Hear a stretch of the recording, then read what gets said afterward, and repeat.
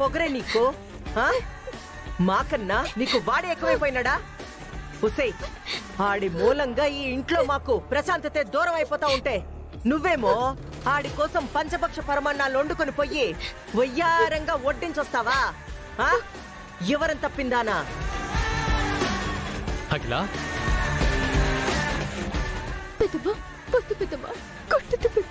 అసలు నువ్వు ఏమనుకుంటుండవే? నిన్ను నిన్ను ఈ ఇంట్లో తింటూ ఆ ఇంటి కాపలా కాసే ఈ బుద్ధులు యాడ్ నుంచి వచ్చినాయి నీకు?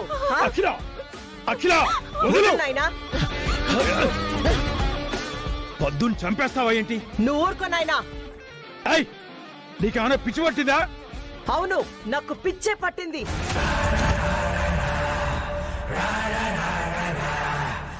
ఇది చేస్తున్న పనులతోనే నాకు నిజంగానే పిచ్చి పడతా ఉండాది. అంత కాని పనులు, చెయ్యకూడని పనులు పొద్దు ఏం చేసింది? ఇంకా చెప్పాలంటే తన విషయంలో నువ్వు చెయ్యకూడని పనులు బోలెడు చేశావు.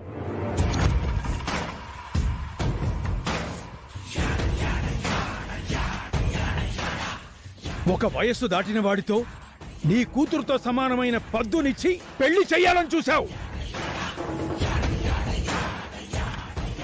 కానీ ఆ పెళ్లి నుంచి వెంకి పద్దుని కాపాడాడు. తన బ్రతుకుని బుగ్గిపాలవ్వకుండా చూశాడు.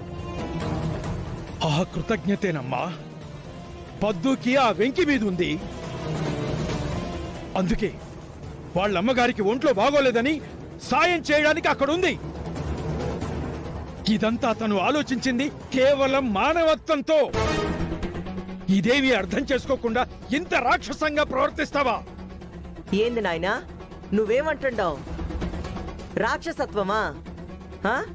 మరి మరి ఇది చేసింది బాగుండదా?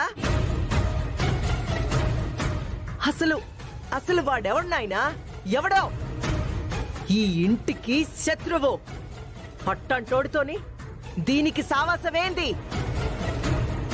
తాతయ్య, అయినా నువ్వు దీన్ని వెనకేసుకొస్తున్నావు కాబట్టే దీని ఆటలు ఎలా సాగుతున్నాయి. మమ్మీ, ఇంకా నీకు అర్థం కావట్లేదు కదా? దీనికి ఆ వెంకిగాడికి మధ్య చాలా వ్యవహారం నడుస్తుంది.